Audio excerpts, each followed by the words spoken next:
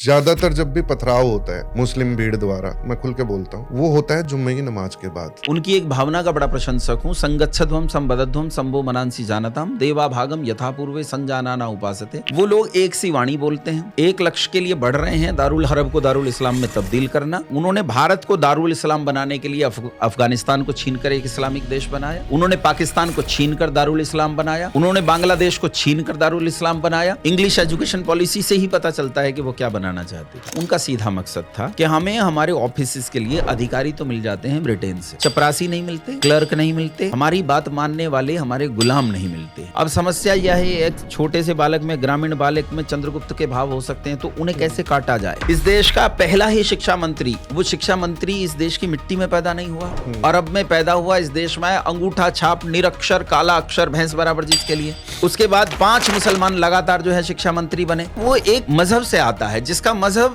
हर तीसरे पन्ने पर अपनी धार्मिक किताब के लिखता है कि जो तुम्हारी बात नहीं मानता वो काफिर है, काफिरों को जहां पाओ वहीं कत्ल कर दो।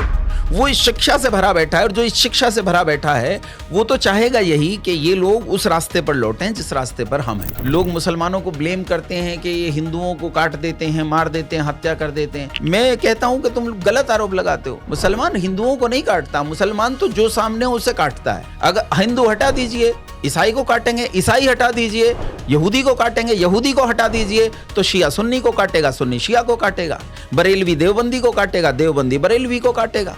बहुत से लोग मनुस्मृति को जिम्मेदार ठहराते हैं जाति व्यवस्था के लिए। निसंदेह है ये, इसमें कोई शक नहीं, कोई संदेह नहीं कि मनुस्मृति के कारण देश में, समाज में बहुत सारी कुरीतियां फैली। जैसे यज्ञों में पशु बलि कहां से आई? मनुस्मृति से आई। लेकिन जो मनुस्मृति से आई है, ये मनुस्मृति एक बिगड़ी हुई मनुस्मृति है, ये ऋषि मनु की स्मृति नहीं है। ऋषि व्यास ने एक ग्रंथ लिखा जय संहिता नाम से, इसमें 4500 श्लोक थे। उनके जीते जी उनके शिष्यों ने 5500 श्लोक इसमें और मिला दिए, टोटल हो गए 10,000 श्लोक के साथ भारत हो गया। आज उस ग्रंथ में 1.25 लाख से 1.5 लाख श्लोक पाए जाते हैं। नाम है महाभारत। कमलेश तिवारी की हत्या हुई यूपी में। नुपुर शर्मा की एक पोस्ट शेयर करने मात्र से कन्हैया लाल का सरतन से जुदा कर दिया गया। इस तरीके की घटनाएं होने के बाद भी जो कथावाचक हैं या फिर शंकराचार्य हैं, ये लोग हिंदुओं के रक्षण के लिए आगे क्यों नहीं आते हैं?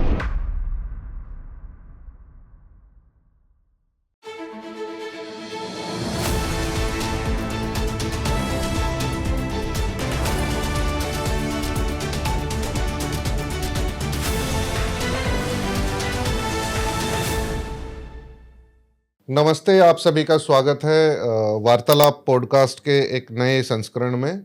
और आज हमारे साथ हैं योगेश भारद्वाज जी, जिनको पर्सनली मैं बहुत लंबे समय से यूट्यूब पर और दूसरे सोशल मीडिया प्लेटफॉर्म पर सुनता हुआ आ रहा हूँ। आज के पॉडकास्ट में आचार्य जी से बात करेंगे धर्म के बारे में, धर्म के विषय में जो भ्रांतियाँ हैं उनके बारे में, साथ ही साथ शिक्षा नीति के ड्राफ्ट पर आचार्य जी कार्य कर रहे हैं उसके ऊपर बात करेंगे, और जो देश में अभी कुछ समस्याएं व्याप्त हैं उन सभी के ऊपर आचार्य जी से चर्चा करेंगे। आचार्य जी, आपका बहुत बहुत धन्यवाद पॉडकास्ट पर आने के लिए।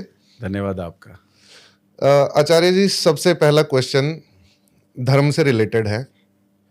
हिंदुओं का कोई एक मान्यता नहीं है, अलग अलग वर्ग हैं। कोई खुद को पौराणिक कहता है, आर्य समाज है, उसके अलावा फिर वैष्णव हैं, अलग अलग तरीके के संप्रदाय हैं, सभी की मान्यताएं अलग हैं। तो धर्म भी लोग अलग अलग तरीके से समझते हैं।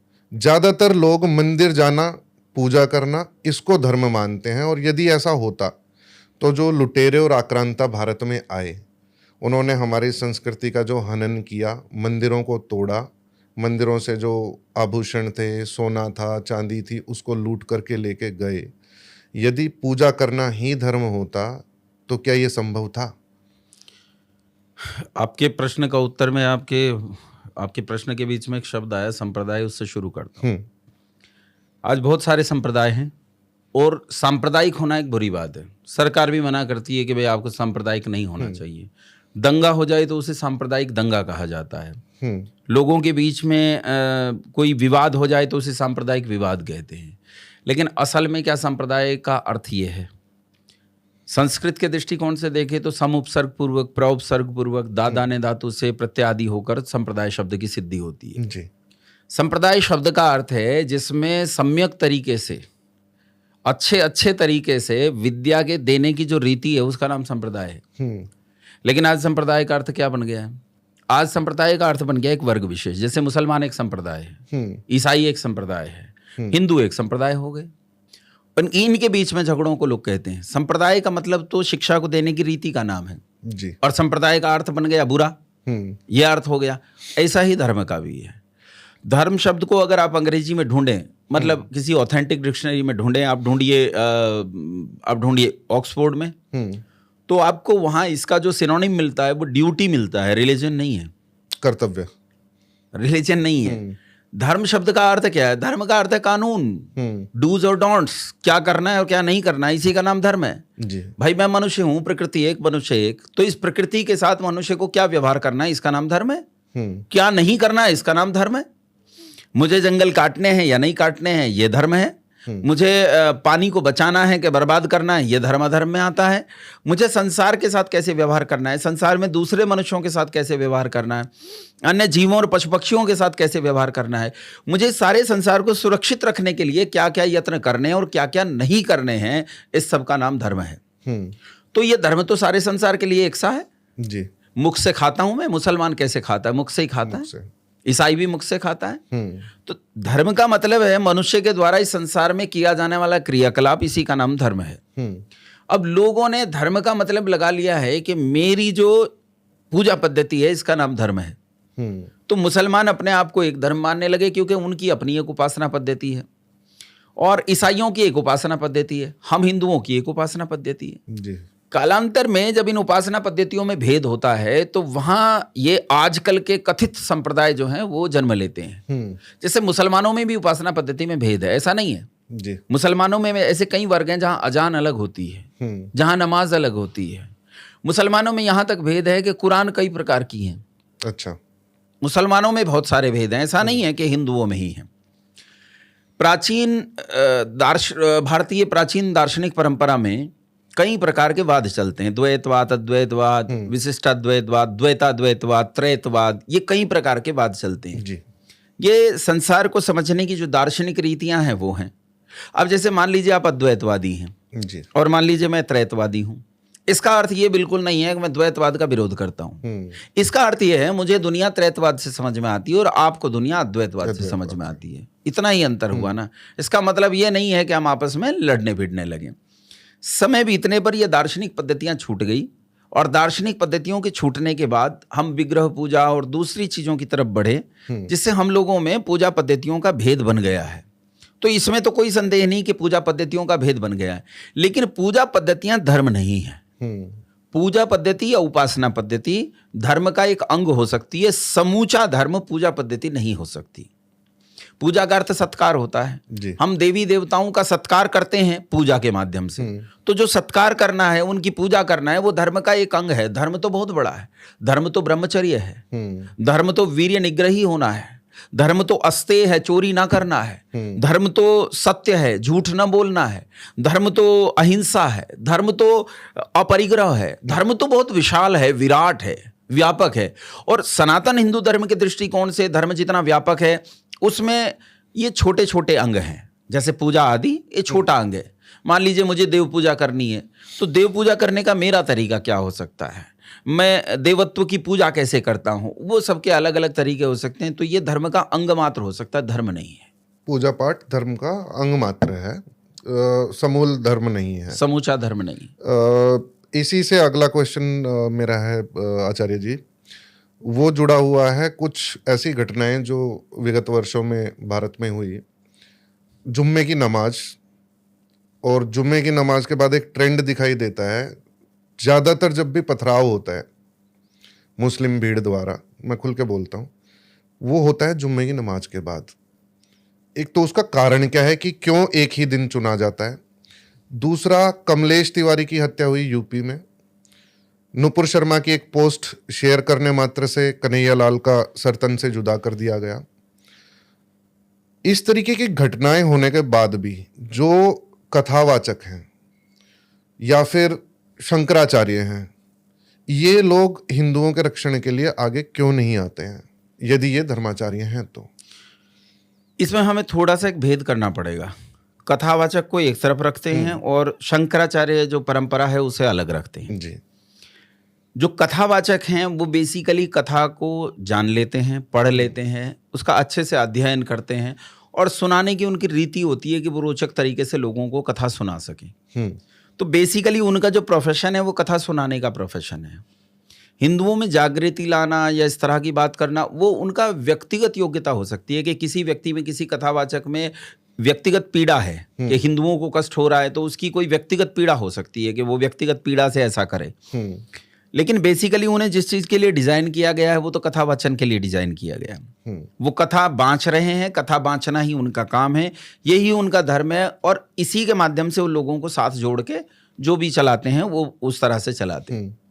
रही बात शंकराचार्य की परंपरा की, तो शंकराचार्य की परंपरा विद्या से लसित परंपरा है। ये लोग अच्छे से संस्कृत पढ़े लिखे विद्वान होते हैं, संस्कृत के निष्णात विद्वान होते हैं, दर्शन अच्छे से पढ़ते हैं। हाँ, वहाँ भी बहुत सारी राजनीतियाँ हो गई हैं। अभी जो वर्तमान में शंकराचार्य हैं उनमें से अपवाद स्वरूप कोई शंकराचार्य ऐसे होंगे जो कोर्ट केस लड़ने के बाद गद्दी पर नहीं बैठे। अधिकांश तो कोर्ट केस के बाद ही गद्दी पर पहुंचे हैं। फिर इनमें से 4 गद्दी शंकराचार्य की हैं, एक और 5वीं गद्दी है जहां अंत में आदिगुरु शंकराचार्य रहे थे, उसे बाकी 4 शंकराचार्य नहीं मानते हैं। क्यों नहीं मानते हैं ये उनका विषय, वो पूजनीय आचार्य तो मानते हैं लेकिन शंकराचार्य नहीं मानते हैं। जो 5वें शंकराचार्य हैं वो इन पर आपत्ति करते होंगे। तो असल में बेसिकली यहाँ जो झगड़ा चल रहा है वो वर्चस्व का झगड़ा है विद्या का क्षेत्र, इसमें कोई संदेह नहीं है, लेकिन यहाँ वर्चस्व का झगड़ा है। मैं एक ऋषि पतंजलि का एक सूत्र है ईश्वर के संबंध में, वो कहते हैं क्लेश कर्म विपाकाशयैर परामृष्टः पुरुष विशेषः ईश्वरः। संसार में एक ही पंक्ति में ईश्वर को कहना हो तो इसके अलावा आपको दूसरी पंक्ति नहीं मिल सकती, कोई नहीं बता सकता। कहा तो सांख्य दर्शनकार कपिल ने भी है, स सर्वविद सर्वकर्ता, उन्होंने भी कहा है। लेकिन जितने अच्छे से ये पंक्ति परिभाषित करती है उतने अच्छे से ईश्वर को कोई परिभाषित नहीं करता। लेकिन इसमें मैं आपको क्या बता रहा हूं, इसमें मैं ये बता रहा हूं क्लेश के कारण कर्म उत्पन्न होता है। क्लेश है 5, अविद्या, अस्मिता, राग, द्वेष, अभिनिवेश। इसमें जो अस्मिता है कि हम चीज को स्वयं मान लेते हैं। हम किसी वस्तु के साथ, कर्म के साथ कर्ता स्वयं को मान लेता है। जैसे आपने देखा होगा कि किसी फिल्म में एक अभिनेता है, वो किसी किरदार को निभा रहा है। मान लीजिए वो पंडित राम प्रसाद बिस्मिल के किरदार को निभा रहा है जी। या वो चंद्रशेखर आजाद या भगत सिंह के किरदार को, या किसी वो मान लीजिए दारा सिंह पहलवान रहे उनके किरदार को निभा रहा है। तो क्योंकि वो दारा सिंह पहलवान के किरदार को निभा रहा है इसलिए वो वहां बहुत सारी फाइट्स जीतता हुआ दिखाई देता है जी। तो एक छोटा बच्चा ये इमेजिन कर लेता है कि ये जो अभिनेता है ये बहुत ताकतवर है। वो किरदार और अभिनेता के बीच में अंतर नहीं कर पाता। यही अस्मिता नाम का क्लेश है। जब हम किसी पद, किसी प्रतिष्ठा, किसी वस्तु, किसी पदार्थ के साथ इतने संयुक्त हो जाएं कि उसके और अपने बीच का भेद खत्म कर लें तो इससे बड़ी समस्या होती है। बस यही समस्या है। शंकराचार्य एक पद है और एक व्यक्ति शंकराचार्य के पद पर आसीन हो गए, लेकिन उन्होंने स्वयं को शंकराचार्य मान लिया और इससे एक अजीब अहंकार उत्पन्न हो गया और उस अजीब अहंकार के कारण अस्मिता नाम का जो क्लेश है उससे वो पीड़ित हो गए। ये समस्या है केवल। बाकी ऐसा नहीं है कि शंकराचार्य जो हैं वो हिंदुओं के लिए कुछ करते नहीं है, सोचते भी हैं, करते भी हैं, लेकिन इसके कारण जो आपसी विवाद पैदा हो गए हैं उसके कारण कुछ कर नहीं पा रहे। दूसरा जो आपने कहा कि जुम्मे की नमाज के बाद मुसलमान जो है भीड़ जितनी बार हमला किया, जुम्मे की नमाज के बाद हमला किया, कन्हैया कुमार को मार डाला, कमलेश तिवारी को मार डाला। खैर कन्हैया कुमार, कमलेश तिवारी थोड़ा हाईलाइट हो गए, मारे तो शायद उस समय 10-15 लोग गए थे, वो उतने प्रकाश में नहीं आ पाए, मारे तो बहुत लोग गए थे। और ये आम है कि आप जैसे लोग जो इस तरह से काम कर रहे हैं या मेरे जैसे जो लोग काम कर रहे हैं इन्हें धमकी ना आती हो, ऐसा भी नहीं है, इन सब लोगों को धमकी आती है। तो जुम्मे की नमाज का तो सीधा कनेक्शन है। मैं तो मुसलमानों का बहुत बहुत बड़ा प्रशंसक हूँ, उनकी एक भावना का बड़ा प्रशंसक हूँ। संगच्छध्वम संबद्धध्वम संभो मनांसी जानताम देवा भागम यथा पूर्वे संजानाना उपासते। वो लोग एक सी वाणी बोलते हैं, एक लक्ष्य के लिए बढ़ रहे हैं, दारुल हरब को दारुल इस्लाम में तब्दील करना, और एक ही संकल्प उनके मन में है। संकल्प मन में एक है, वाणी एक है, कर्तव्य भी एक है। वो दारुल इस्लाम बनाने के लिए लगे हुए हैं। उन्होंने भारत को दारुल इस्लाम बनाने के लिए अफगानिस्तान को छीनकर एक इस्लामिक देश बनाया, उन्होंने पाकिस्तान को छीनकर दारुल इस्लाम बनाया, उन्होंने बांग्लादेश को छीनकर दारुल इस्लाम बनाया, और भारत में जितने हिस्से हैं उन सारे हिस्सों में स्थान स्थान पर, पूरे पर नहीं, समूचे पर नहीं, तो टुकड़े टुकड़े वो दारुल इस्लाम की कल्पना पर काम कर रहे हैं, चाहे वो केरल हो, चाहे वो बंगाल हो, और चाहे पश्चिमी उत्तर प्रदेश हो। इन सारे इलाकों में, हमारे यहाँ पश्चिमी उत्तर प्रदेश में एक जगह है, आपने बहुत नाम सुना होगा, खूब शोर मचा था, कैराना। खाम खा कैराना इतना ज्यादा हाईलाइट हो गया। ऐसे कितने कैराना पश्चिमी उत्तर प्रदेश में? अकेले पश्चिमी उत्तर प्रदेश में 100 से ज्यादा कैराना होंगे जहां ये स्थिति है, जो कैराना की स्थिति है। हाईलाइट कोई एक ही होता है, बस वो हाईलाइट कोई एक होता है, जो मीडिया जिसे उछाल देता है वो उछल जाता है। तो मुसलमानों से क्या समस्या? मुसलमान अपना काम कर रहा है, लेकिन समस्या तो हमारी अपनी है ना। हम कितना काम कर रहे हैं उस चीज के लिए, अपने लिए हम कितना काम कर रहे हैं, हम अपने लोगों को बचाने के लिए कितना काम कर रहे हैं। शंकराचार्य जी हैं, चाहे वो स्वामी निश्चलानंद सरस्वती जी हों, चाहे स्वामी अभिमुक्तेश्वरानंद जी हों, इन सब लोगों को आगे आना चाहिए। निश्चित रूप से हिंदू समाज को जगाने के लिए प्रयास करना चाहिए, और इन्हें अपने लोगों को, अरे हमें ही कहिए भैया, हम ही काम करेंगे, आप हमें कहिए ना, हम सड़क पर उतर कर लड़ने के लिए तैयार हैं, लेकिन आप चलिए तो सही। दुनिया आप में इतनी श्रद्धा, इतनी निष्ठा रखती है, आज अरबों लोग आपके पीछे खड़े हैं, आप आदेश देंगे तो लोग मानेंगे, लेकिन वो आदेश की जिजीविषा की कमी तो दिखाई देती है, मार्गदर्शन की कमी है। आचार्य जी, आप शिक्षा के क्षेत्र में काफ़ी कार्य कर रहे हैं, और किसी की संस्कृति का पतन करना हो या किसी को गुलाम बनाना हो, तो सबसे पहला वार जो है वो शिक्षा पर ही किया जाता है। ठीक बात है। तो एक तो ये हमारी जो संस्कृति इतनी क्षीण हो गई है, और जो गुरुकुलीय व्यवस्था थी वो खत्म हो गई है, इसका जीर्णोद्धार किस तरीके से किया जा सकता है? और आप शायद किसी शिक्षा नीति के ड्राफ्ट पे भी काम कर रहे हैं, हम लोग थोड़ा सा ड्राफ्ट पे काम उसके बारे में थोड़ा सा बताइए। देखो, एक चीज तो ये है कि जैसे ही आप गुरुकुल का नाम लेते हैं तो आदमी के दिमाग में गुरुकुल की एक छवि बनती है कि भाई गुरुकुल मतलब जंगल, गुरुकुल मतलब पिछड़ा हुआ, गुरुकुल मतलब वो जंगल में रहने वाले, ये तो हमें बैलगाड़ी के जमाने में ले जाना चाहिए, ये छवि बनती है। हम लोगों ने ऐसा मान लिया, भैया जब पुराना जमाना था तो तुम भी तो ऐसे ही रहते थे जी, तब सभी ऐसे रहते थे, हैं? तुम्हारे तो बाप दादा, तुम तो पैदा ही बंदरों से हुए हो, तो तुम्हारे तो बाप दादा पेड़ पत्थरों पे रहते थे, हमारे तो कम से कम उस समय उपनिषद लिख रहे थे, बहुत शिक्षा में अग्रणी थे, हम तो बहुत बड़े हुए थे, तुम तो कहीं थे ही नहीं।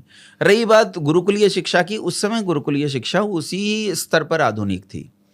हम ये बिल्कुल नहीं कहते कि आप जो है वापस शिक्षा में पीछे चले जाइए, लेकिन आपको शिक्षा में आगे आने के लिए कम से कम ये बात तो विचार करनी पड़ेगी कि कहाँ किस परिस्थिति में रहा जाता है। जैसे एक सामान्य सा उदाहरण आपको दूं कि मान लीजिए एक बहुत ठंडे क्षेत्र में रहने वाला आदमी है, इसे निकाल कर आप एक गर्म क्षेत्र में ले आइए, तो ये वहाँ अपनी अनुकूलता नहीं बना पाएगा रहने की जी।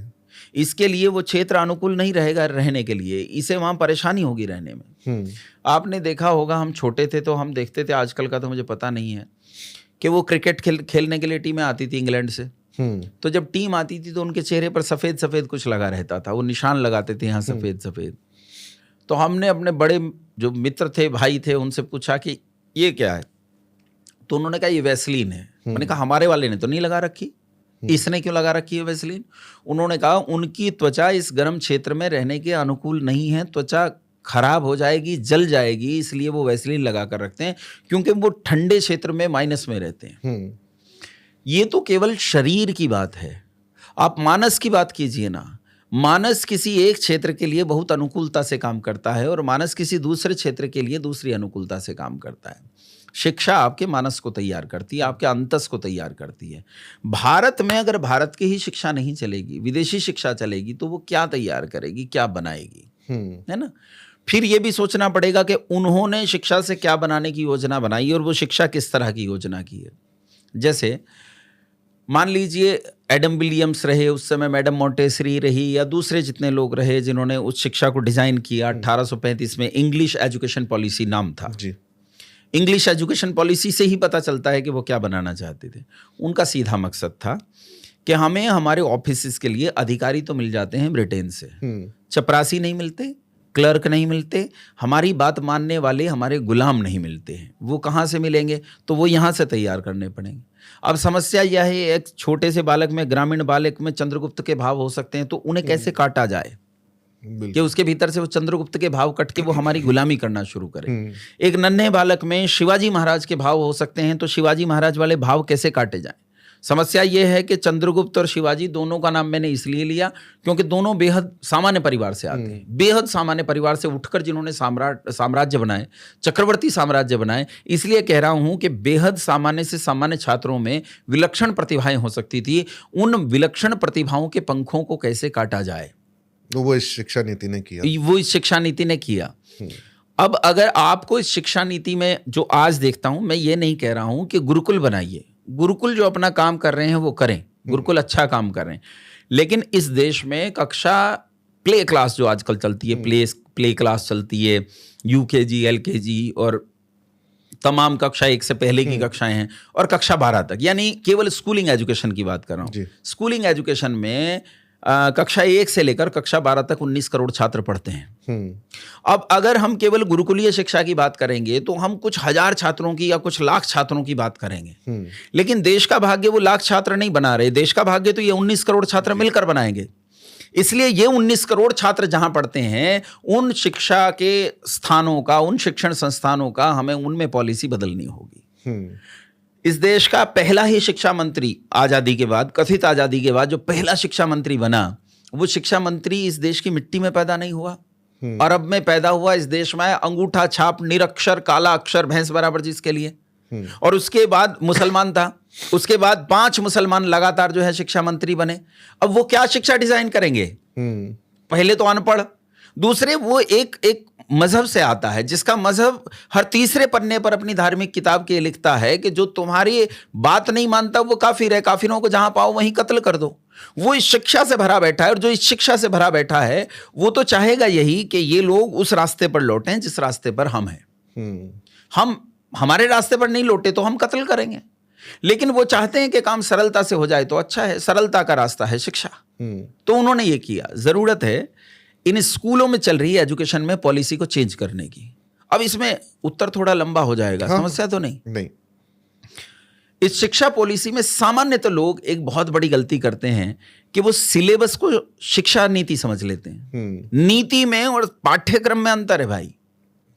हम शिवाजी महाराज नहीं पढ़ाएंगे, हम अकबर पढ़ाएंगे, या अकबर नहीं पढ़ाएंगे, हम शिवाजी महाराज पढ़ाएंगे, या हम महाराणा प्रताप को पढ़ाएंगे, या हम महाराणा प्रताप को नहीं पढ़ाएंगे, या हम कैलकुलस को इतना कैलकुलस इस लेवल पे, इतना कैलकुलस इस लेवल पे पढ़ाएंगे, या हम अलजेब्रा का इतना सेक्शन 10वीं तक रखेंगे, इतना 11वीं में इतना।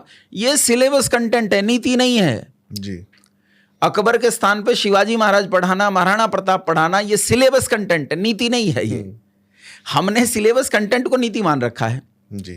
जितने आज तक परिवर्तन हुए हैं, ये NEP 2020 जो आया, न्यू एजुकेशन पॉलिसी 2020, इसके आने तक जितने परिवर्तन है वो अधिकांश केवल सिलेबस कंटेंट में परिवर्तन है, नीति में कोई परिवर्तन नहीं। ये जो NEP 2020 है, इसमें नीति में परिवर्तन है ना? इसमें भी नीति में परिवर्तन नाम मात्र के हैं। जैसे उदाहरण के लिए 1-2 दे देता हूं।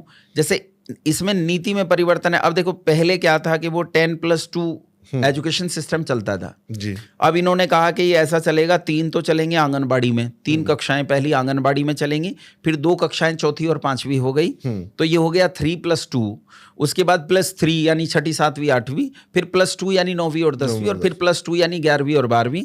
उसके बाद +4 यानी BA को इन्होंने 3 साल से 4 साल की, ग्रेजुएशन को 3 साल से 4 साल की कर दिया। फिर 1 साल का इन्होंने पोस्ट ग्रेजुएशन कर दिया, MPhil को हटा दिया, और फिर सीधा PhD। ये इन्होंने पूरा, भैया ये क्या, ये तो डायस खेल रहे हो ना आप, और शायद मल्टीपल एग्जिट भी इसमें क्या कर रहे हो? 3 आगे 2 पीछे, ये आगे वो, इससे क्या फर्क पड़ता है? इससे क्या परिवर्तन है? इससे कोई परिवर्तन नहीं। पॉलिसी में चेंज के नाम पे एक चीज जो स्वागत योग्य मुझे लगी, 12वीं कक्षा में सब्जेक्ट चुनने की आजादी। आप फिजिक्स के साथ फिलॉसफी पढ़ सकते हो। जैसे मैं खुद, मेरा साइंस में बहुत अच्छा रुझान था, लेकिन मेरा फिलॉसफी में अच्छा रुझान था। मैं फिलॉसफी और साइंस दोनों पढ़ना चाहता था, लेकिन नहीं पढ़ सकता था जी। क्योंकि साइंस स्ट्रीम में हमें निश्चित बांध दिया गया था, इतना पढ़ना, यही ले सकते हो आप, और कुछ कर ही नहीं सकते। अब ह्यूमैनिटी में फिर अलग चला जाएगा। अब इन्होंने ये आज़ादी दे दी कि आप कुछ भी लो, ह्यूमैनिटी में से लो, साइंस में से लो, आप अपने इतने सब्जेक्ट पूरे करो और आप एग्जाम दो। तो ये नीति में परिवर्तन है, इसे मैं नीति का परिवर्तन मानता हूँ। इसके अलावा क्या नीति में परिवर्तन है? आपने पोस्ट ग्रेजुएशन का 1 साल निकाल के ग्रेजुएशन में डाल दिया, ग्रेजुएशन में 1 साल बढ़ा दिया, ग्रेजुएशन के हर लेवल पे एक सर्टिफिकेट जारी कर दिया। ये सब सिलेबस और उससे संबंधित चीज़ों से मतलब है, इसमें नीति तो कोई चेंज नहीं। बहुत माइनर चेंजेस हैं। नीति में बताता हूँ आपको क्या है। नीति ये है कि उन लोगों ने क्या परिवर्तन किया। उन लोगों को पहले हम अपना उद्देश्य निर्धारित करते हैं। जब हम कोई काम करते हैं तो हम अपना एक उद्देश्य निर्धारित करते हैं। मान लीजिए आप काम कर रहे हैं, आपका एक उद्देश्य है, लोग इसी सोशल मीडिया पर जो आप काम कर रहे हैं इसी पर अश्लील कंटेंट बेच के खूब पॉपुलर होते हैं, पैसा कमाते हैं, आनंद भोगते हैं और खूब सुख ले रहे हैं। आप नहीं कर रहे हैं, आप भी कर सकते हैं, आपके लिए सरल है, आप इसमें पैसा भी कम खर्च होगा, आराम से कर सकते। नहीं कर रहे क्योंकि आपने एक उद्देश्य निर्धारित किया होगा कि मेरा उद्देश्य ये है और उस उद्देश्य के हिसाब से काम कर रहे हैं। जब ईसाइयों ने बदला तो उन्होंने एक उद्देश्य निर्धारित किया, इस देश की संस्कृति को नष्ट करना, किसी देश की चेतना की जड़ें काटना। ये बहुत महत्वपूर्ण चीज है। और चेतना की जड़ें काटने के लिए क्या करना था? उनकी शिक्षा में वो परिवर्तन करना था जिससे संस्कृति छूटे। जी। जैसे उदाहरण के तौर पे देता हूं कि हमारी संस्कृति का नाम है वर्णाश्रम संस्कृति। वर्णाश्रम संस्कृति में 4 वर्ण और 4 आश्रम हैं। अब हमारे यहाँ जाति व्यवस्था नहीं थी। जाति व्यवस्था नहीं तो फूट नहीं, फूट नहीं तो गुलामी कैसे होगी? तो गुलामी लानी है तो फूट लानी होगी, फूट लानी है तो वर्ण को खत्म करना होगा। जी। तो वर्ण को खत्म करने के लिए क्या करना पड़ेगा? शिक्षा में भेद पैदा करना पड़ेगा। सबसे पहला काम किया, शिक्षा को निःशुल्क से हटाकर सशुल्क कर दिया। जी। जब तक शिक्षा निःशुल्क थी वो वर्ण व्यवस्था को पोषण देती थी। कैसे? चक्रवर्ती सम्राट दशरथ का पुत्र युवराज राम जिस टाट पट्टी पर बैठकर पढ़ता था उसी टाट पट्टी पर निषाद का लड़का गोह पढ़ता था। दोनों में कोई भेद नहीं था। उबली हुई सब्जी अगर राम खाएगा तो उबली हुई सब्जी जो है निषाद का लड़का गुह खाएगा। चक्रवर्ती राजा के पुत्र में कोई अंतर नहीं है, एक सामान्य से सामान्य परिवार के बच्चे के साथ भी उसी कुटिया में दोनों रहते हैं, उसी तरह दोनों भिक्षा मांग कर लाते हैं, उसी तरह जीवन जीते हैं। निःशुल्क शिक्षा समान अधिकार देती है, शिक्षा का समान अधिकार। और जो सशुल्क शिक्षा है वो समान अधिकार को छीन लेती है। कैसे? आपके पास अरबों रुपए हैं और मैं बेहद गरीब आदमी, 1 किला जमीन मेरे पास, 1 एकड़ जमीन मेरे पास है और 1 एकड़ जमीन में अपना घर चलाता हूं। आपके पास अरबों रुपए हैं, आपका लड़का पढ़ेगा रेयान इंटरनेशनल स्कूल में और मेरा लड़का वो जो सरकार वाला स्कूल जिसमें खिचड़ी मिलती है उसमें पढ़ेगा। पेइंग कैपेसिटी से ही चेंज हो गया। हाँ। दोनों का फ्यूचर ही बदल गया। पैसा आपके पास कितना है, मेरे पास कितना है। अच्छा, दूसरा, हमारे जो राजनेता वो इतने समझदार हैं, फेल होने का कंसेप्ट ही खत्म। यानी मेरा बच्चा भी 12वीं पास करके निकलेगा, पढ़े या ना पढ़े। अब ये सोचो कि वो तो पढ़ा है बेस्ट टीचर्स के बीच में पैसे के कारण, जी, शुल्क के कारण, और मेरा बालक शुल्क नहीं था तो नहीं पढ़ पाया। क्या दोनों की शिक्षा समान? नहीं। शिक्षा समान नहीं तो अवसर समान कैसे? अवसर समान नहीं, समाज में भेद आ गया, समाज में भेद आया, जातियां उत्पन्न हुई। तो उन्होंने कैसे कुठाराघात किया, कैसे हमारी संस्कृति की जड़ें काटी, उसे पलटना पड़ेगा।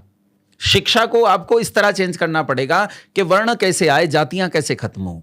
जाति दुनिया की सबसे निम्नतम व्यवस्था है, इससे कुत्सित व्यवस्था संसार में दूसरी नहीं हो सकती। ये जो जातीय व्यवस्था है, मैं माफी चाहूंगा, आपने एक प्रश्न पूछा था शंकराचार्य जी का, स्वामी निश्चलानंद सरस्वती जी जाति व्यवस्था के बड़े पक्षधर हैं। पर मैं मतलब बहुत विनम्रता के साथ हाथ जोड़ के स्वामी निश्चलानंद जी से इस बात पर चर्चा करने के लिए तैयार हूं। खुले में चर्चा कर सकता हूं स्वामी जी से कि स्वामी जी बैठिए, चर्चा कीजिए, आप सिद्ध कीजिए कि जाति व्यवस्था ये है। अरे भैया, जब न्याय दर्शनकार कहता है आकृति जाति लिंगाख्या, जिनकी आकृति एक है, जिनका जन्म का तरीका एक है, जिनकी पहचान के लक्षण एक है, उन सबकी एक जाति है, तो मनुष्य एक जाति हो गई है। कुत्ते बिल्ली जातियां तो ये है ना, पशु एक जाति। अपने लोगों में जाट गुजर चमार वाल्मीकि ब्राह्मण, ये कौन सी जाति है? वर्ण व्यवस्था की ओर लौटने के लिए आपको शिक्षा में परिवर्तन करना होगा, सशुल्क हटाना होगा। कैसे हटाएंगे? इसी का नाम नीति है, इसी का नाम शिक्षा नीति है। क्योंकि आपको पूरे बजट का आकलन करना पड़ेगा, आपको देखना पड़ेगा कि शिक्षा बजट कितना खर्च करती है सरकार शिक्षा बजट पर, फिर जो हमारे पास वर्तमान इंफ्रास्ट्रक्चर है उस इंफ्रास्ट्रक्चर में कितने की जरूरत पड़ेगी, समाज का क्या दायित्व होगा, सरकार का क्या दायित्व होगा, इसी का नाम नीति है। हमें देखना पड़ेगा कि आश्रम व्यवस्था जो नष्ट की गई, लोग कहते हैं आश्रमों की जरूरत नहीं है, ठीक है, रहने दो, ब्रह्मचर्य आश्रम की जरूरत नहीं है, हैं, संन्यास आश्रम की ज़रूरत नहीं है, गृहस्थ की और वानप्रस्थ की ज़रूरत नहीं है, ठीक है मान लिया। अगर इनकी ज़रूरत नहीं होगी तो तुम्हें विधवा आश्रम की ज़रूरत पड़ेगी, इनकी ज़रूरत नहीं होगी तो तुम्हें अनाथ आश्रम की ज़रूरत पड़ेगी, इनकी ज़रूरत नहीं होगी तो तुम्हें जो है वृद्धाश्रम की ज़रूरत पड़ेगी। तुम अपने बूढ़े माँ बापों को वहाँ भेजोगे, ये आश्रम तो तुम्हारे बनेंगे, अच्छे या बुरे जी तुम्हारे हाथ में। अब अच्छे बना लोगे तो बुरे रुक जाएंगे। बिल्कुल। इसलिए शिक्षा में जो नीति है, वो नीति के लिए पहले उद्देश्य निर्धारित किया जाए कि हमारा उद्देश्य है कि भारतीय संस्कृति है क्या। पहले इस उद्देश्य को हम साफ करें और फिर भारतीय संस्कृति के हिसाब से शिक्षा को डिजाइन किया जाए। तो आचार्य जी, जैसे आपने बताया, एक तो सबसे पहले उद्देश्य डिफाइन करने की ज़रूरत है। जिस तरीके से हमारी संस्कृति को नष्ट करने का उद्देश्य था, अब उसको दोबारा से उदय करने का एक उद्देश्य हमारा होना चाहिए। और उसमें जो सबसे बड़ा बिंदु आपने बताया, वो बताया कि निःशुल्क होनी चाहिए शिक्षा, हर किसी को समान अवसर मिले। इसके अलावा भी कोई और ऐसे पॉइंट्स हैं आपके हिसाब से जो शिक्षा नीति में आने चाहिए, इम्प्लीमेंट होने चाहिए? देख, मुख्य बिंदु यही है। स्वदेशी शिक्षा नीति का मतलब केवल संस्कृति से होता है। कोई राष्ट्र जमीन के कारण उदय नहीं हो सकता जी। जमीन के कारण उदय होता तो हम देखें इजराइल के पास कितनी सी जमीन है, जापान के पास कितनी सी जमीन है। दुनिया में कई देश ऐसे हैं जिनकी आबादी हमारे उत्तर प्रदेश से कम है जी। 25 करोड़ की आबादी है उत्तर प्रदेश की। कितने देश होंगे जो उत्तर प्रदेश के बराबर की आबादी रखते हैं? बिल्कुल। कई देश ऐसे हैं कि आप इधर से उधर भागोगे तो उत्तर प्रदेश जितनी जमीन उनके पास नहीं है। जमीन से कोई देश महान नहीं होता है, न उसका जीवन बदलता है। सीमाएं घट बढ़ सकती हैं, क्या भारत की सीमाएं नहीं घटी बढ़ी हैं? पिछले 270 साल में भारत के 13 टुकड़े हुए हैं जी। सीमाएं घटी है ना। तो हमें ये निर्णय करना होगा कि ये सीमा भी कैसे न घटे, है ना। उसके लिए भी संस्कृति की आवश्यकता है। दूसरा है जो पॉपुलेशन आपके पास है, ये पॉपुलेशन कैसी पॉपुलेशन आप चाहते हैं? आप पॉपुलेशन चाहते हैं वो जो अफगानिस्तान में पिटी, या वो जिसने अफगानिस्तान में पीटा? जी। एक वो जिनका कत्ल किया गया, एक वो जिन्होंने कत्ल किया। भाई मुसलमानों से लोग मुसलमानों को ब्लेम करते हैं कि ये हिंदुओं को काट देते हैं, मार देते हैं, हत्या कर देते हैं। मैं कहता हूं कि तुम गलत आरोप लगाते हो। मुसलमान हिंदुओं को नहीं काटता, मुसलमान तो जो सामने हो उसे काटता है। अगर हिंदू हटा दीजिए, ईसाई को काटेंगे, ईसाई हटा दीजिए, यहूदी को काटेंगे, यहूदी को हटा दीजिए तो शिया सुन्नी को काटेगा, सुन्नी शिया को काटेगा, बरेलवी देवबंदी को काटेगा, देवबंदी बरेलवी को काटेगा, हनफी किसी और को काटेगा, कोई और हनफी को काटेगा। इनका मकसद ये है केवल कि ये तो कौम जिस शिक्षा के लिए पैदा हुई है उस शिक्षा से काम कर रही है। हमें ये देखना है हम अपना बचाव कैसे करें। तो इसका मुख्य बिंदु एक ही है। देखो, किसी राष्ट्र की 3 चीज देह में होती है। मैं कहता हूं जमीन, पॉपुलेशन और इस पॉपुलेशन का जमीन पर स्वामित्व। इनसे मिलकर राष्ट्र का शरीर बनता है। चौथा है संस्कृति। संस्कृति आत्मा है। तो आपको आत्मा पर ही काम करना है। बिल्कुल। शरीर अपने आप स्वस्थ होगा अगर आत्मा पर काम होगा, मानस पर काम होगा, आपके अंतःकरण पर काम होगा, आपके सॉफ्टवेयर पर काम होगा। मैंने आपसे आते ही पूछा कि लोगो बहुत सुंदर लग रहा है आपका, तो आपने कहा कि आचार्य जी मैंने खुद डिज़ाइन किया है जी। तो आपने लोगो डिज़ाइन किया तो कितना बढ़िया डिज़ाइनर आप हैं। तो फिर मैंने एक दूसरी चीज़ आपसे पूछी कि ठीक है ये आपने डिज़ाइन किया, ये तो आपकी बौद्धिकता है जी। इसका जो हार्डवेयर है वो कैसे? बोले आचार्य जी हार्डवेयर तो बन जाता है, जब सॉफ्टवेयर है तो हार्डवेयर की ज़रूरत नहीं है, बस आपको सॉफ्टवेयर पर काम करने की ज़रूरत है, हार्डवेयर अपने आप सुरक्षित हो जाएगा। बिल्कुल। आचार्य जी, आपने बात की देश की और राष्ट्र की। बहुत से लोग हमेशा कंफ्यूज रहते हैं, दोनों को सिनोनिम समझते हैं, पर्यायवाची, पर वो है नहीं। तो इसका थोड़ा सा अंतर बताएंगे? वैसे तो सामान्य बात है, मतलब जो संस्कृत को थोड़ा भी जानते हैं वो जानते हैं देश जगह का नाम है, भौगोलिक परिसीमाओं का नाम जो है वो देश है जी। जैसे देश में ये कहूं कि मेरी उंगली के इस देश में पीड़ा हो रही है, मेरे हाथ के इस देश में पीड़ा हो रही है। देश का मतलब स्थान है। लेकिन देश से अलग हटकर जब हम राष्ट्र की बात करते हैं तो राष्ट्र एक व्यापक चीज हो जाती है। वो इतना व्यापक है कि वो इस सीमा और भौगोलिकता से बहुत परे है, सांस्कृतिक मूल्यों की ऊंचाइयों के परे चला जाता है। राष्ट्र एक ऐसी चीज है जिसे सीमाएं आपस में बांध नहीं सकती। अलग अलग कई देश मिलकर एक राष्ट्र बना सकते हैं, है ना। जैसे भारत में अगर हम देखें तो पहले बहुत सारे गणराज्य थे, लेकिन वो सारे गणराज्य मिलकर एक राष्ट्र बनाते थे। जैसे अगर मैं बहुत पूजनीय व्यक्ति की बात कर रहा हूँ, मर्यादा पुरुषोत्तम भगवान श्री रामचंद्र की, तो भगवान श्री राम का एक राज्य था जी, जो राजा दशरथ का राज्य था, अयोध्या वाला जो उनका पूरा का पूरा राज्य था। और उनका विवाह हुआ जगत जननी माँ भगवती सीता के साथ। जी तो माँ भगवती सीता के पिता भी तो एक देश के राजा थे, जी एक देश के राजा थे। लेकिन समस्या यह है कि राजा जनक एक देश के राजा हैं, राजा दशरथ एक देश के राजा हैं, लेकिन ये दोनों एक राष्ट्र के भीतर रहते हैं। दोनों का राष्ट्र एक है, राष्ट्र अलग अलग नहीं है। पोरस एक देश का राजा है, घनानंद एक देश का राजा है, आम्भी एक देश का राजा है, लेकिन ये तीनों एक राष्ट्र के हैं जी। एक राष्ट्र के घटक हैं। तो राष्ट्र एक व्यापक एंटिटी है, एक व्यापक सत्ता है, जिसमें जमीन पर रहने वाले लोग, उन लोगों का जमीन पे मालिकाना हक, ये तीन चीजें मिलकर राष्ट्र की देह या उसका शरीर बनाती हैं। और चौथी होती जो सबसे जरूरी चीज है, वो है उस देश की आत्मा। और देश की आत्मा होती है उस देश की अपनी संस्कृति, उस राष्ट्र की अपनी संस्कृति। राष्ट्र की संस्कृति उस समूचे देश को जोड़कर राष्ट्र का निर्माण करती है। ये कैसे करती है?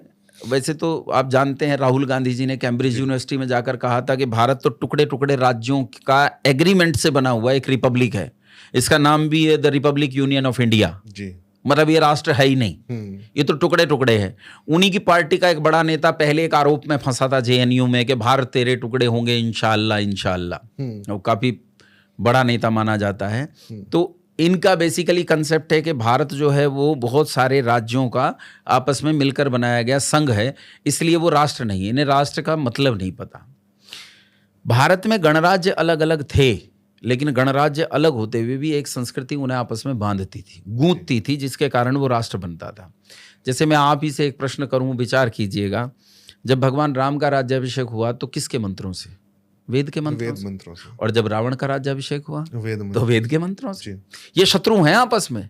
कंस का राज्याभिषेक भी वेद के मंत्रों से हुआ और कृष्ण का राज्याभिषेक भी वेद के मंत्रों से हुआ। संस्कृति। जब युवराज युधिष्ठिर बनाए गए तो भी वेद के मंत्रों से, और दुर्योधन बनाए गए तो भी वेद के मंत्रों से। वेद हमारी संस्कृति है जो इस समूचे राज्य को, चाहे ये रियासतों में बटा रहा हो, चाहे गणराज्यों में बटा हुआ हो, चाहे आज इन 37 राज्यों में बटा हुआ हो, इन सारे राज्यों के बीच में जो एक सूत्र इन्हें राष्ट्र के रूप में गूंथता है वो संस्कृति है। जी।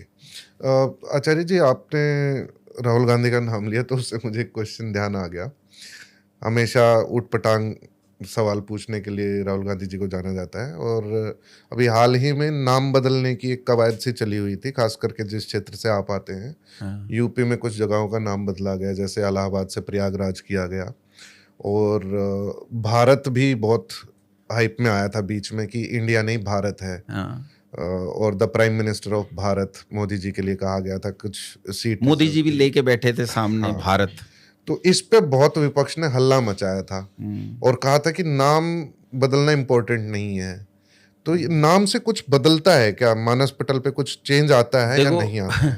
राहुल गांधी जी की एक शिष्या हैं जो बड़ी बहुत, मतलब एक तरह से कहिए भक्त हैं वो राहुल गांधी जी की, सुप्रिया श्रीनेत जी, आपने नाम सुना? बिल्कुल। तो नाम बदलना कितना महत्वपूर्ण है ये उनके एक वक्तव्य से पता चलता है। आपके यहाँ हरियाणा में जब इलेक्शन हुआ तो हरियाणा के इलेक्शन में उस समय जब ये लग रहा था कि कांग्रेस एक तरफा आ रही है और भाजपा पूरी तरह हार रही है, तो उस समय सुप्रिया श्रीनेत जी ने कहा था कि अगर 20 सीट से ज़्यादा आ जाएं भाजपा की तो मेरा नाम बदल दीजिएगा। तो मतलब नाम बदलने का कोई तो महत्व है। वो ये मान रही हैं कि नाम बदलने से मुझे पनिशमेंट मिलेगा, कि मैंने झूठ बोला तो उसका पनिशमेंट मुझे मिलेगा। तो भारत का नाम इंडिया हुआ तो कोई पनिशमेंट अंग्रेजों ने दिया होगा तब इंडिया हुआ होगा। तो अब तो पनिशमेंट की जरूरत नहीं है, वापस भारत हो जाए तो अच्छा है। बिल्कुल। आचार्य जी, आपने बात की वर्णाश्रम की, वर्ण व्यवस्था की, और किस तरीके से गुरुकुलीय जो व्यवस्था थी उसमें सभी वर्ण के लोगों के साथ में एक जैसा व्यवहार होता था और समान शिक्षा दी जाती थी। बहुत से लोग मनुस्मृति को जिम्मेदार ठहराते हैं जाति व्यवस्था के लिए। थोड़ा सा उस पर आप बताइए क्या मतलब इसे सीधा सीधा अगर मैं कहूँगा तो लोग कहेंगे इसे जस्टिफाई किया जा रहा है। इसलिए मैं एकदम नग्न रूप में कहूँ कि समाज में बहुत कुरीतियां फैली हैं मनुस्मृति के कारण। निसंदेह है ये जी, इसमें कोई शक नहीं, कोई संदेह नहीं कि मनुस्मृति के कारण देश में, समाज में बहुत सारी कुरीतियां फैली हैं। जैसे यज्ञों में पशु बलि कहाँ से आई? मनुस्मृति से आई। लेकिन जो मनुस्मृति से आई है, ये मनुस्मृति एक बिगड़ी हुई मनुस्मृति है, ये ऋषि मनु की स्मृति नहीं है जी। अब इसे कुछ लोग कहेंगे देखो जी ये जस्टिफाई करने की कोशिश कर रहे हैं, तो जस्टिफाई तो करना पड़ेगा। जो गलत है उस गलत को गलत टिकाना, सही को सही बताना, ये तो करना पड़ेगा। इसका एक उदाहरण देता हूं आपको कि ऋषि व्यास ने एक ग्रंथ लिखा जय संहिता नाम से। हम्म, इसमें 4,500 श्लोक थे। जी उनके जीते जी उनके शिष्यों ने 5,500 श्लोक इसमें और मिला दिए, जी, टोटल हो गए 10,000। इन 10,000 को हम मूल श्लोक मान लेते हैं। ठीक है। जब 4,500 थे तो नाम था जय संहिता, 5,500 और मिला दिए गए तो इसका नाम हो गया भारत। 10,000 श्लोक के साथ भारत हो गया जी। आज उस ग्रंथ में 1.25 से 1.5 श्लोक पाए जाते हैं, नाम है महाभारत। तो प्रक्षेप कितना है? बहुत अधिक, 1,40,000 का। भाई अगर 1.5 लाख मान लीजिए, अगर 1,30,000 मान लीजिए तो 1,20,000 का प्रक्षेप हो गया। 10,000 ही मूल है, इतनी सारी बाकी की जो है वो मिलावट है। वो सब मिलावट, अगर उसमें मिलावट की जा सकती है तो मनुस्मृति में मिलावट क्यों नहीं की जा सकती जी। तो कुछ लोग कहते हैं नहीं जी आप तो हर चीज में यही कह देते हो। हमने कहा इसके प्रमाण मौजूद हैं। जैसे हमारे यहाँ इतनी सारी उपनिषद हैं, छांदोग्य उपनिषद, बृहदारण्यक उपनिषद, प्रश्नोपनिषद, मंडूक उपनिषद, मांडूक्य उपनिषद, कठोपनिषद, केनोपनिषद, कितनी उपनिषद। आप आश्चर्य करेंगे इन्हीं उपनिषदों के बीच में एक अल्लोपनिषद भी है। अब बताओ अल्लोपनिषद किस ऋषि ने लिखी होगी? ये मिलावट है, साफ साफ दिखता है कि मिलावट है। और जैसे अल्लोपनिषद मिलावट है वैसे ही मनुस्मृति के भीतर भी बहुत कुछ मिलावट की गई है। मान लीजिए मैं कवि हूं और चाहता हूं कि मेरी कविताएं बहुत प्रसिद्ध हो जाएं, ये आपको सोशल मीडिया पर दिखेगा। ये आपको सोशल मीडिया, मैंने अपनी आंख से देखा सोशल मीडिया पर। ये मैं चाहता हूं कि मेरी कविता प्रसिद्ध हो जाए, लेकिन मुझे तो कोई जानता नहीं, तो मेरे नाम से कविता प्रसिद्ध नहीं होगी। तो मैं क्या करता हूं, एक कविता लिखता हूं, कविता लिख के उसके नीचे लिखता हूं मुंशी प्रेमचंद, और ऊपर लिख देता हूं कि मुंशी प्रेमचंद की एक इतिहास में दब गई कविता जो मुझे मिली है, देश पर लिखी कितनी सुंदर कविता। अब सब पढ़ेंगे क्योंकि ये मुंशी प्रेमचंद की हो गई, लेकिन है तो झूठ। इसी तरह ऋषि मनु के नाम पर उस मनुस्मृति में बहुत कुछ बिगाड़ किया गया, क्योंकि उसमें विरोधी बातें मिलती हैं, किसी एक ही पक्ष को लेकर विरोधी बातें हैं। यज्ञों में पशु बलि देनी है, हिंसा पर वहाँ आपको विरोधी बातें मिलेंगी, वहाँ आपको बहुत सारी चीज़ों पर विरोधी बातें मिलेंगी, इसलिए मनुस्मृति वो है नहीं। एक गुरुकुल कांगड़ी के उपकुलपति हुए हैं, वाइस चांसलर हुए हैं, डॉक्टर सुरेंद्र कुमार। उन्होंने विशुद्ध मनुस्मृति के नाम से इसका प्रक्षेप दूर किया है, तो उसमें आपको ऐसी गड़बड़ियां नहीं मिलती हैं। आचार्य जी, जातिवाद से ही जुड़ा हुआ एक और क्वेश्चन है। कुछ लोग खुद को अंबेडकर जी का अनुयायी बता करके, जैसे कि चंद्रशेखर रावण जैसे लोग, दलितों की राजनीति करते हैं और दलितों को एक हाशिए पे ले गए हैं। वो समाज से उनको जुड़ने नहीं दे रहे हैं। समाज एक्सेप्ट करना चाह रहा है, समाज में भेद नहीं है, लेकिन ये लोग कुछ गिनी चुनी घटनाओं को इतना बड़ा कर करके दिखाते हैं ताकि समाज का दो पार्ट हो जाए और पिछड़ा वर्ग, अगड़ा वर्ग, ये दो वर्ग अलग अलग हो जाए, हिंदू कट जाए। जैसा भी योगी जी ने भी कहा है, कटोगे तो बटोगे। ये उसको बिल्कुल अपोजिट काम करते हैं। जबकि जिनके ये अनुयायी हैं अंबेडकर जी, उनसे ज़्यादा खुल करके शायद उस समय पर कोई मुस्लिमों के खिलाफ नहीं बोला। उन्होंने खुल करके बताया कि इनकी जो मानसिकता है, इनकी जो राष्ट्रभक्ति है, वो भारत के साथ नहीं है, वो मक्का में है, काबा में है। तो ये आज उन्हीं की गोदियों में जाकर के बैठे हुए हैं। इसके पीछे क्या कारण है? देखिए, डॉक्टर भीमराव अंबेडकर के बारे में जहाँ सवाल आता है, डॉक्टर भीमराव अंबेडकर ने अस्पृश्यता की लड़ाई लड़ी, शोषण की लड़ाई लड़ी, और निश्चित रूप से समाज में जितना डिस्क्रिमिनेशन था उसके खिलाफ डॉक्टर भीमराव अंबेडकर ने एक बड़ी लड़ाई को बुलंद किया। लेकिन यह लड़ाई दो जगह हमें दिखाई देती है। एक डॉक्टर भीमराव अंबेडकर इसी बात को लड़ रहे हैं, एक स्वामी दयानंद सरस्वती ने यही लड़ाई लड़ी। स्वामी दयानंद सरस्वती ने भी अछूतोद्धार के लिए बहुत अधिक काम किया और डॉक्टर भीमराव अंबेडकर ने भी बहुत काम किया। जहाँ तक डॉक्टर भीमराव अंबेडकर की बात है, डॉक्टर भीमराव अंबेडकर जाति व्यवस्था को बुरा मानते हैं और जाति व्यवस्था की जनक वर्ण व्यवस्था को मानते हैं। ये स्पष्ट तौर पर अंबेडकर वांग्मय में हमें पढ़ने को मिलता है। लेकिन वहीं वो स्वामी दयानंद सरस्वती की वर्ण व्यवस्था की प्रशंसा करते हैं। कहते हैं स्वामी दयानंद सरस्वती की जो वर्ण व्यवस्था है वो अच्छी है, उन्नत है। मैं आपको इसका प्रमाण दे दूंगा बाकायदा, जहां उन्होंने कहा है स्वामी दयानंद सरस्वती की वर्ण व्यवस्था बहुत उत्तम है, उसे स्वीकार करते हैं। लेकिन वो कहते हैं वो अभी व्यवहार में उपलब्ध नहीं है, इसलिए वो कहते हैं जाति व्यवस्था निकृष्ट है।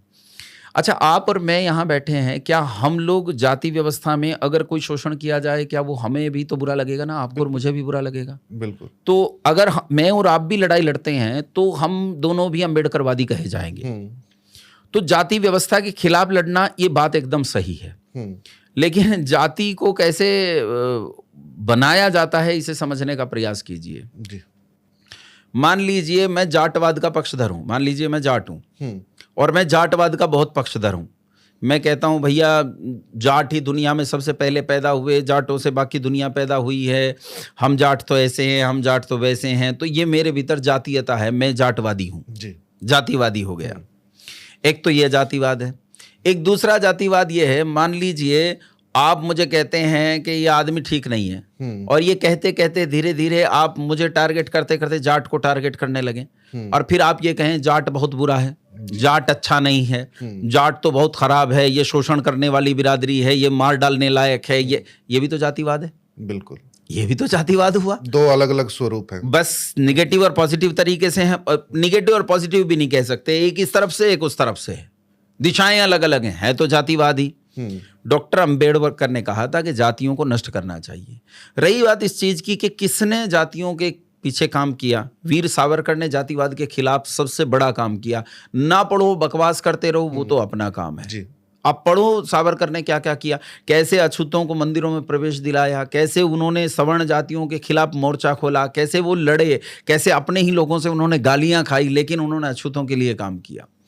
लाला लाजपत राय, स्वामी श्रद्धानंद सरस्वती, ये वे लोग हैं जिन्होंने दलितों के लिए बहुत ऊंचे स्तर पर, लाला लाजपत राय के लिए डॉक्टर भीमराव अंबेडकर ने कहा था कि अगर संसार में कहीं ईश्वर है तो आज दलितों का ईश्वर मर गया।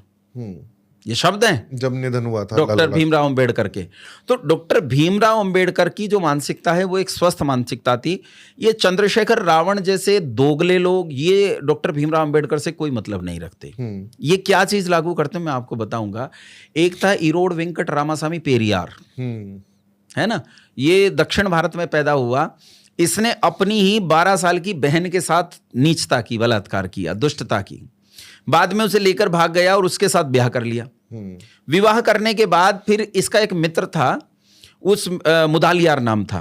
मुदालियार की पत्नी के पास ये जाकर रहने लगा और इसे मुदालियार की पत्नी अच्छी लगने लगी, तो रहस्यमयी तरीके से इसकी अपनी पत्नी जो इसकी बहन थी उसकी मृत्यु हो गई। कुछ लोगों का मत तो ये है कि भाई साहब ने ही काम किया है, मैं तो नहीं कह रहा हूं, लेकिन कुछ लोगों का ऐसा मत है कि ऐसा भी हो सकता है। फिर बाद में मुदालियार जो थे, जो इनके मित्र थे, उन्हें अपनी पत्नी के साथ इनकी जो मित्रता है वो अच्छी न लगी, तो बाद में रहस्यमयी तरीके से मुदालियार जी मर गए। कुछ लोगों का इसमें भी मत भिन्न है, कहते हैं मुदालियार भी रास्ते से हटाए गए। उसके बाद इनकी जो बेटी थी, मुदालियार की पत्नी और इनकी जो बेटी थी, उस बेटी में ही रुचि दिखाने लगे, अपनी पुत्री में रुचि दिखाने लगे। और रहस्यमयी तरीके से मुदालियार की पत्नी, जो अब तक पत्नी की तरह रहने लगी थी, वो भी मर गई। और अपने से 38 साल अपनी ही बेटी के साथ, अपने से 38 साल छोटी बेटी के साथ इन्होंने विवाह कर लिया। ये वो दुष्ट आदमी है जिसके पद चिन्हों पर चंद्रशेखर रावण जैसे लोग चल रहे हैं। जहां लोग डिस्क्रिमिनेशन के खिलाफ लड़ते हैं वहां कोई अपनी जातीयता, अपनी संस्कृति के खिलाफ नहीं होता। आप डॉक्टर भीमराव अंबेडकर को उठाकर पढ़ेंगे, वो मुसलमानों के धुर विरोधी हैं जी। वो कहते हैं मुसलमानों में इंटरनल ब्रदरहुड होता है, आंतरिक भाईचारा है, वो बाहर के किसी आदमी का भाई नहीं होता है, वो आपस में भाई हैं, बाहर के आदमी से उनका भाईचारे का कोई संबंध नहीं। ये डॉक्टर भीमराव अंबेडकर के शब्द हैं जी। और मैं चुनौती देता हूं, सामने बैठो, मैं तुम्हें दिखाऊंगा डॉक्टर भीमराव अंबेडकर ने एक स्थान पर नहीं, स्थान स्थान पर लिखा है। रही बात इस चीज की कि डॉक्टर भीमराव अंबेडकर ने जातीय लड़ाई लड़ते हुए यदि कुछ कटु शब्द कह भी दिए हों तो जिन्होंने शोषण किया है उन्हें चुपचाप स्वीकार करना चाहिए और सहन करना चाहिए। बिल्कुल भाई, मैं अगर मेरे पूर्वजों ने गलतियां की हैं और किसी व्यक्ति ने मुझे आकर कठोर शब्दों में कह दिया कि तेरे पूर्वजों ने पाप किया है, तो क्यों ना मुझे सहन करना चाहिए, क्यों ना क्षमा धारण करनी चाहिए, तो करना चाहिए। समाज में ये करना चाहिए। लेकिन चंद्रशेखर रावण जैसे लोगों का जो तरीका है वो समाज को बर्बाद करने का तरीका है। अपने स्वार्थ के लिए ये लोग देश को जला सकते हैं जी। आचार्य जी, आपने पेरियार की बात की, पेरियार से मेरे माइंड में आ गया सच्ची रामायण, जो पेरियार ने लिखी थी पुस्तक, और इसमें शायद कोई केस भी चला था, कोर्ट केस। वो कोर्ट केस फिर ये जीत भी गए थे। मुझे लगता है कि यदि ऐसा साहित्य और इतनी अभद्र भाषा किसी के आराध्य के लिए यूज़ की जाए किसी पुस्तक में किसी के द्वारा, तो उसके जो परिणाम हैं वो बहुत ही अलग तरीके के होते हैं। जैसे आर्य समाज के कुछ विद्वानों को मारा गया जब उन्होंने सच्चाई लिखी, कुछ पुस्तकें लिखी, तो हिंदू समाज इतना सोया हुआ क्यों रहता है कि जब उनके आराध्य हैं उनके बारे में कोई भी कुछ भी बोल देता है, लिख देता है? और इसका काउंटर किस तरीके से, किस प्रकार से होना चाहिए? ऐसी पुस्तकें क्यों हैं बाजार में, सच्ची रामायण नहीं, जैसी? खूब है। सच्ची रामायण जैसे क्यों है? ये तो लोग सच्ची रामायण बन के घूम रहे हैं। अकबरुद्दीन ओवैसी ने खुलेआम माँ सीता को गाली दी, खुलेआम माँ कौशल्या को गाली दी, जिंदा घूम रहा है, खुला घूम रहा है। क्या पैगंबर को कुछ कह के कोई आदमी जिंदा रहने के लिए सोच सकता है? सर तन से जुदा, तन सर से जुदा के नारे ही नहीं, वो काम करते हैं जी, खुलेआम काम करते हैं। तो इसमें राजनीतिक प्रश्रय है और सबका है। मैं इसमें बिल्कुल ये भेद नहीं करता हूं कि इनका है इनका नहीं है, सबके राजनीतिक प्रश्न हैं एक एक का। जो आदमी कहता है सबका साथ, सबका विकास, सबका विश्वास, किसका विश्वास भाई? जो तुझे काफिर मानता है, जी, जो तुम्हें काफिर मानता है, उनका विश्वास कैसे करोगे? उनका विश्वास उनका विश्वास नहीं हो सकता ना जी। जो आपको अपना मानता ही नहीं, भाई नहीं मानता, जो कहता है भैया मैं तेरी लड़कियों को भगा कर ले जाऊंगा, मैं तेरे घर वालों को उठा कर ले जाऊंगा, मेरा मजहब मानो नहीं तो मैं कत्ल कर दूंगा। ऐसे आदमी को क्या मतलब है कि उसका विश्वास आप करें? ठीक है, वो समाज में रहता है, उसके साथ व्यवहार करने के तरीके और हो सकते हैं, लेकिन विश्वास तो नहीं हो सकता उस आदमी का। तो ये किताबें मौजूद हैं। ये अजीब किस्म का सेक्युलरिज्म है। अगर कोई पुस्तक जो है इतना गंदा लिखने के बाद भी कोर्ट केस जीत जाती है, तो ये उस सेक्युलरिज्म शब्द के आधार पर ही जीत सकती है, जो सेक्युलरिज्म भारत के इस पूरे जनमानस में और नेताओं की पूरी जो बिरादरी है उसमें फैल गया है। आज सेक्युलर, अपने आप को सेक्युलर दिखाना बहुत बड़ी बात है। ये लकड़ी की टेबल है, क्या लकड़ी अपना धर्म छोड़ सकती है? ये प्लास्टिक है, क्या प्लास्टिक अपना धर्म छोड़ सकती है? मेरा कुर्ता कपड़े का बना हुआ है, क्या कपड़ा अपना धर्म छोड़ सकता है? संसार में कोई वस्तु, मैंने पहली बार धर्म शब्द जब पढ़ा तो कक्षा 9 में पढ़ा था जी। कक्षा 9 में केमिस्ट्री की किताब में लिखा था हाइड्रोजन के धर्म क्या है, ऑक्सीजन का धर्म क्या है। अगर ऑक्सीजन, हाइड्रोजन, नाइट्रोजन का भी धर्म है, HCl और H2SO4 का भी धर्म है, तो फिर मनुष्य धर्म से अलग कैसे रह सकता है? बिल्कुल, धर्म से अलग तो कोई वस्तु रह ही नहीं सकती। और यहाँ कह दिया गया धर्म, यहाँ गाय पालने वाला, गाय काटने वाला दोनों एक ही कमरे में रहेंगे, ये बाध्यता है, और तभी तुम सेक्युलर हो। अरे नहीं रहूंगा मैं इसके साथ, बिल्कुल नहीं रहूंगा भाई। मैं एक फ्लाइट में गया तो मेरे पास एक लड़का आया, बोले सर वेज लेंगे कि नॉन वेज? मैंने कहा भाई कोई भी नहीं लूंगा, क्योंकि तेरी रसोई तो एक ही है। बिल्कुल भाई एक कढ़ाई ये रखी है, एक कढ़ाई ये रखी है, इसमें दाल है, इसमें चिकन है, वही इसमें और वही इसमें, बिल्कुल दोनों में। तो ये चीज़ तो जो है हो नहीं सकती है। ये मुसलमानों के द्वारा जो भी पोषित पल्लवित और चीज़ें बनाई गई हैं, इन्हें मानकर सेक्युलरिज्म घड़ना एक केवल वोट बैंक की राजनीति है, इसके अलावा कुछ है नहीं। बिल्कुल। आचार्य जी, लास्ट क्वेश्चन है मेरा आपसे। मैं गांधी के जो वांग्मय है वो पढ़ रहा था, और उसमें मैंने 2 चीज़ें पढ़ी। एक तो गांधी वांग्मय में मैंने पढ़ा कि किसी जगह पे गोकशी की जा रही थी किसी कसाई के द्वारा, मुस्लिम के द्वारा, और उस पर उसकी हत्या कर दी गई हिंदू समाज के द्वारा। उस पे गांधी का एक बयान था, एक चिट्ठी थी, जिसमें उन्होंने हिंदुओं से प्रार्थना की थी कि ऐसी कोई भी घटना होती है तो हाथ जोड़ करके उस कसाई को विनती करो कि वो छोड़ दे गोमाता को। यदि उसका हृदय परिवर्तन होगा तो वो छोड़ देगा, नहीं तो वो कर रहा है, गोकशी कर रहा है, तो वो उसका धर्म है, आप उसे नहीं रोक सकते। दूसरा, नोआखली की घटना हुई थी, प्रखर श्रीवास्तव की पुस्तक मैंने पढ़ी थी। उसमें उन्होंने एक इंसिडेंट लिखा है जिसमें बलात्कार पीड़ित हिंदू महिलाओं को दांतों में जीव दबा करके मरने की सलाह, आत्महत्या करने की सलाह, जहर की गोली खा करके आत्महत्या करने की सलाह गांधी दे रहे हैं। तो किस तरीके का दोगला रवैया है गांधी जी का, जो इनका महिमा मंडन इतना किया, क्या वास्तविकता है या जानबूझ करके महिमा मंडन किया गया है? देखो, इसमें तो कोई शक नहीं है कि गांधी जी अपने काल के सबसे बड़े राजनेता थे। मतलब एक कविता है कि चल पड़े जिधर दो डगमग में उठ गए कोटि पग उसी ओर, उठ गई जिधर भी एक दृष्टि उठ गए कोटि दृग उसी ओर। गांधी जी अपने काल के, मैं तो कहता हूँ अपने काल के नहीं, आज तक के भारतवर्ष में पिछले मान के चलिए आप 300 साल के आसपास, 200-300 साल के आसपास गांधी जी से बड़ा नेता पैदा नहीं हुआ है जी। राजनेता गांधी जी जो चाहते वो कर सकते थे। अब्राहम लिंकन लिखते हैं कि मैं पूरी रात जागा, पूरी रात रोया हूँ, मैंने खून के आंसू रोए, पूरी प्रजा मेरे खिलाफ हो गई, यहाँ तक कि मेरी पत्नी और मेरे बच्चे भी मेरे खिलाफ हो गए, लेकिन मैंने अमेरिका के टुकड़े स्वीकार नहीं किए।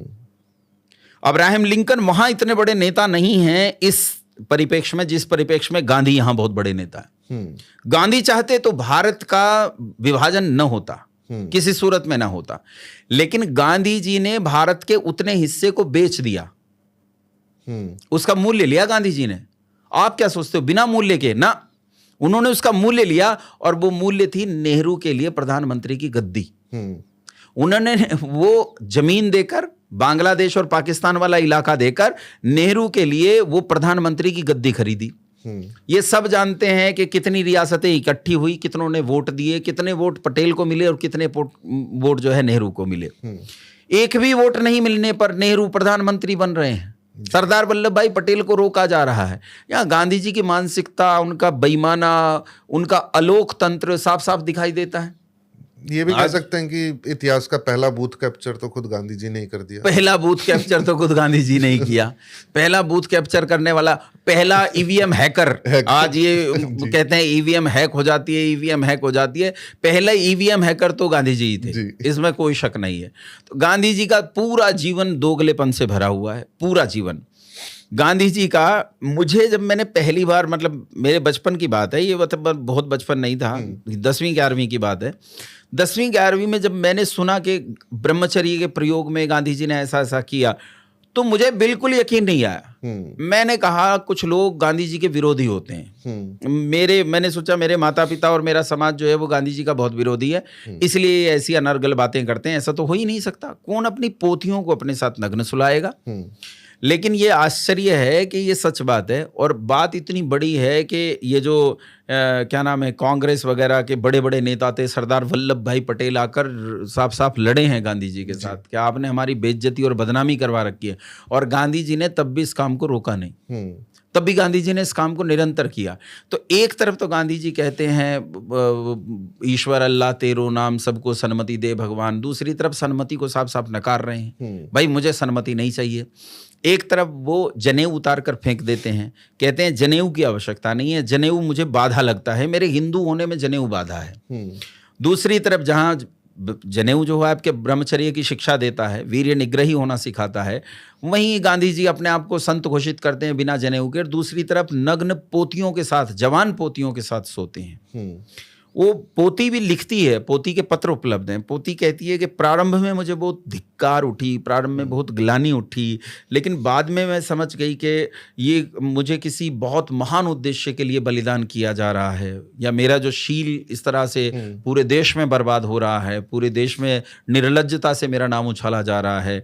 तो ये सब उसका परिणाम था कि गांधी की संततियों को देखो, गांधी जी का एक लड़का तो मुसलमान बन गया था, अपनी ही बेटी के साथ दुष्कर्म करने का प्रयास किया। तो ये गांधी के, मुझे तो लगता है, रक्त में शामिल था, और अभी तक भी है, जहां नाम जाता है वहां तक भी शामिल है। नकली गांधियों में भी। आचार्य जी, आपसे बात करके बहुत अच्छा लगा, और आपने पूरा विस्तृत जो जानकारी है उत्तर के माध्यम से वो दी। आपका बहुत बहुत धन्यवाद, और आगे भी कभी हम चाहेंगे कि समय जरूर निकालें, फिर से सेवा का मौका हो। मुझे भी वार्तालाप के इस एपिसोड में आके बहुत अच्छा लगा, और आप लोगों का कंसेप्ट भी अच्छा है, आप लोगों का उद्देश्य भी बहुत अच्छा है। बहुत धन्यवाद। धन्यवाद आचार्य जी।